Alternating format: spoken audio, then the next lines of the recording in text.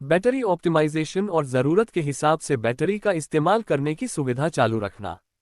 अगर आपको ये तय करना है कि एप्लीकेशन आपके मुताबिक ही बैटरी का इस्तेमाल करें, तो बैटरी ऑप्टिमाइजेशन और ज़रूरत के हिसाब से बैटरी का इस्तेमाल करने की सुविधा चालू रखें। ये सेटिंग डिफ़ॉल्ट रूप से चालू रहती हैं।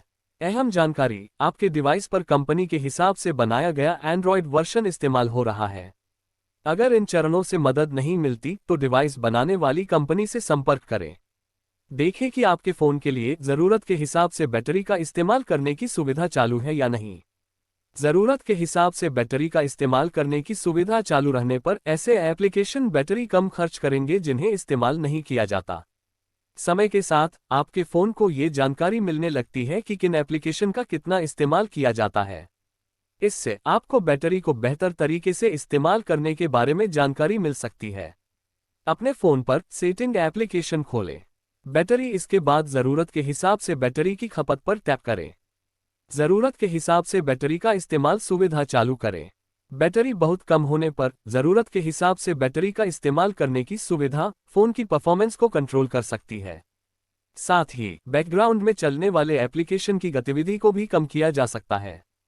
हर एप्लीकेशन के लिए बैटरी ऑप्टिमाइजेशन की सुविधा चालू करना। अहम जानकारी, किसी एप्लीकेशन के लिए बैटरी ऑप्टिमाइजेशन की सुविधा बंद करने पर एप्लीकेशन का इस्तेमाल न किए जाने के बावजूद ज़्यादा बैटरी खर्च होगी, भले ही ज़रूरत के हिसाब से बैटरी का इस्तेमाल करने की सुविधा चालू हो।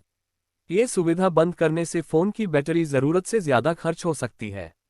अपने फ़ोन का सेटिंग एप्लीकेशन खोलें।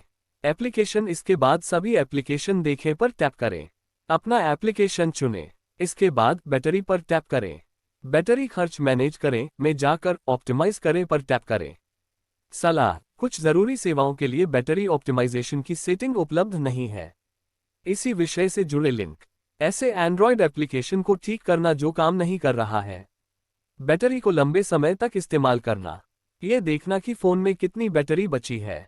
उम्मीद है आपको वीडियो पसंद आई हो तो वीडियो को लाइक और सब्सक्राइब जरूर करें।